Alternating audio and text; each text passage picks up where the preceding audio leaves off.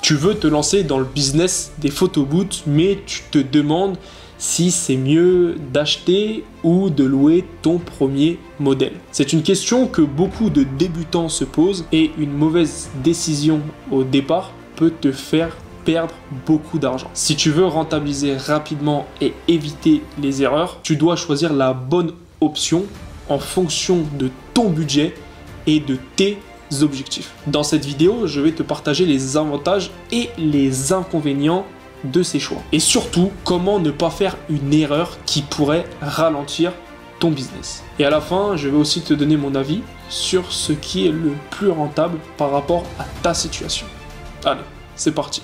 Avant même de parler d'acheter ou louer, il faut voir quel type d'entrepreneur tu es et ce que tu veux vraiment faire avec ce business. Voici les 3 profils les plus courants. En 1, on a celui qui a moins de 2000 € à investir. Il veut vérifier que ce business marche avant de s'engager et il a peur du risque et préfère limiter les dépenses. La solution possible pour cet entrepreneur, c'est de louer une bande photo au début. En 2, on a celui qui a un budget entre 3000 et 6000 €. Il veut posséder son propre matériel pour ne pas dépendre d'un loueur. Et son objectif, c'est de récupérer son investissement sur quelques mois. La solution possible pour cet entrepreneur, c'est d'acheter une borne d'occasion ou bien un modèle basique.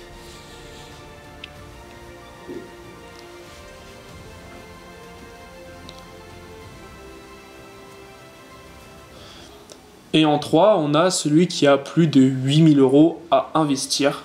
Il veut être compétitif dès le début avec un modèle haut de gamme et il peut viser des prestations premium, mariage, entreprise, festival, etc.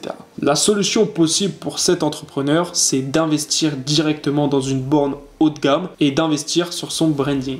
N'hésite pas à me dire en commentaire, tu es dans quel profil aujourd'hui, le 1, le 2 ou le 3. Maintenant qu'on a vu les différents profils, voyons les avantages et les inconvénients des 2 options pour bien comprendre ce qui te correspond le mieux. L'option 1, c'est de louer un photobooth. En termes d'avantages, c'est que tu n'as pas besoin d'un gros investissement au début. Donc tu n'as pas besoin de lâcher une grosse somme. Ça permet de tester le marché sans engagement et c'est idéal pour ceux qui veulent voir s'ils aiment ce business. Les inconvénients, c'est que tu as une dépendance au loueur, donc c'est-à-dire une location limitée et des prix qui peuvent changer du jour au lendemain. Ensuite, tu as moins de marge parce que tu payes un coût fixe pour chaque location. Et tu as moins de contrôle, donc tu ne peux pas personnaliser ton offre autant que si tu avais ton propre matériel. Mais dès que tu veux faire de l'argent sérieusement, l'achat d'une borne reste le plus intéressant. L'option 2, c'est d'acheter son photobooth. Les avantages que tu as, c'est que tu possèdes ton propre matériel. Donc, tu as plus de contrôle sur tes offres. Ensuite, tu as une marge plus élevée. Tu ne payes pas de frais à un loueur comme si tu louais ta bande photo. Donc, ça veut dire que tu ne payes pas de frais à un loueur. Et ensuite, tu as une personnalisation possible. Donc, tu peux adapter ton offre à ton branding et à tes clients. Maintenant, les inconvénients, c'est que tu as un investissement plus important au départ. Ça nécessite un minimum de clients pour être rentable assez rapidement. Et tu as une responsabilité en cas de panne ou de problème technique. La conclusion, c'est qu'acheter est l'option la plus idéale pour ceux qui veulent vraiment faire du business et se démarquer. Donc si ton objectif c'est de faire un vrai business rentable, l'achat est une option à privilégier.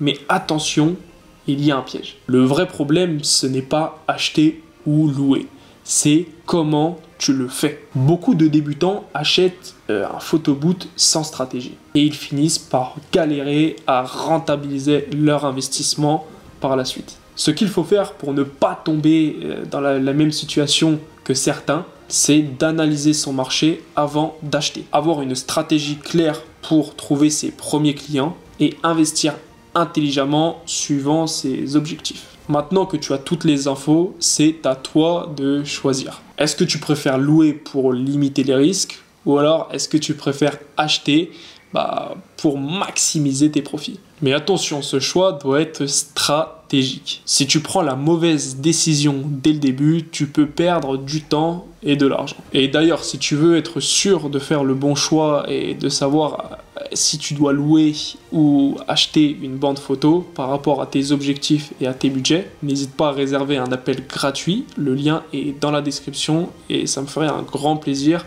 de pouvoir t'aider par rapport à tout ça.